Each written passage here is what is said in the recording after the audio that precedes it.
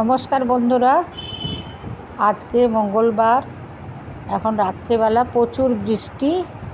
একটা গানের ক্লাস করে বাড়ি চলে এসেছি ভিজে ভিজে একদম, আরগুলো করতে পারিনি। যাই হোক, বাড়িতে এসে ভাবলাম যে কী করব আজকে, একটু চিলি চিকেন একটু করতাম, কিন্তু চিকেন তো নেই।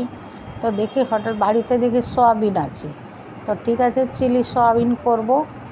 আর বাইরেরটা দেখুন কীরকম বৃষ্টি হচ্ছে, আপনারা একটু দেখতে থাকুন।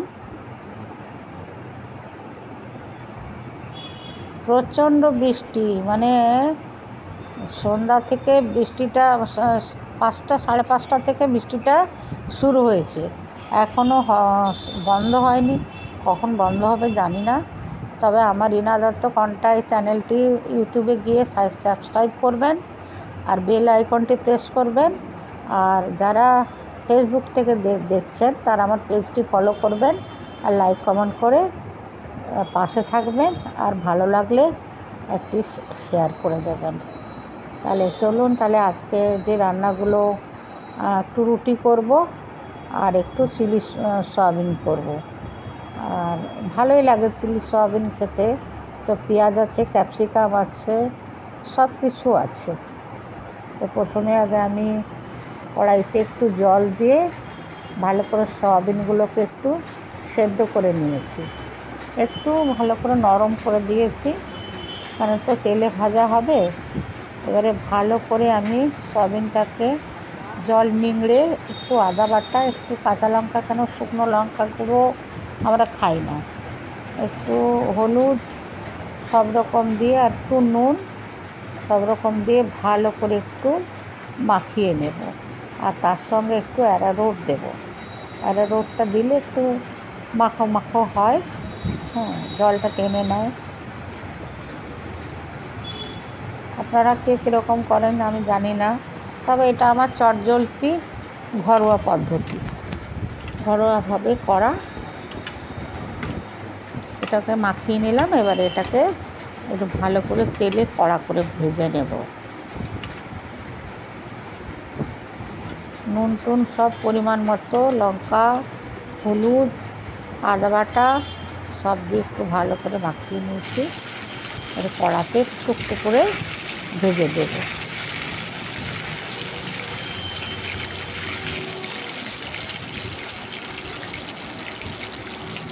সবগুলো ভাজা হয়ে গেছে, বেশ সুন্দর করে ভেজে নিয়েছি।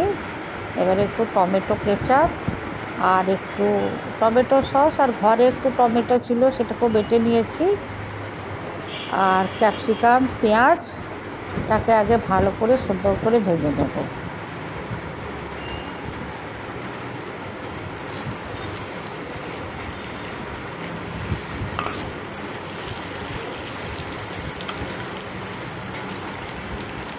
এবারে এর মধ্যে একটু অল্প, বেশি ভাজবো না, টমেটো সস আর টমেটো, বাড়িতে যে টমেটো, কাঁচা টমেটো ছিল তার একটু বাটা দিলাম, আর একটু কাঁচা লঙ্কা, আর একটু কাঁচা লঙ্কা না দিলে ঝালটা হবে না।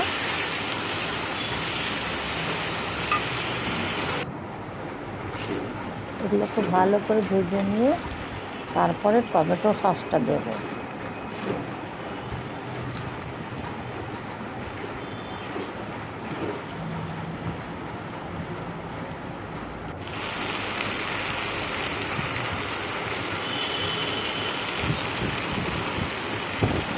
সয়া সস দিয়ে দিলাম। এবারে ভালো করে যে ভাজা সয়াবিনগুলো এটাকে দিয়ে দিলাম। অনেকটাই করেছি, 5 জন খাবো। আমি তো সব তরকারিতে একটু মিষ্টি দিই, তো আমাদের ঘরে বৌমা তো মিষ্টি খায় না, আমি একটু লুকিয়ে দিয়ে দিই। একটু মিষ্টি না দিলে ঠিক ব্যালেন্স হয় না যে কোনো জিনিসে।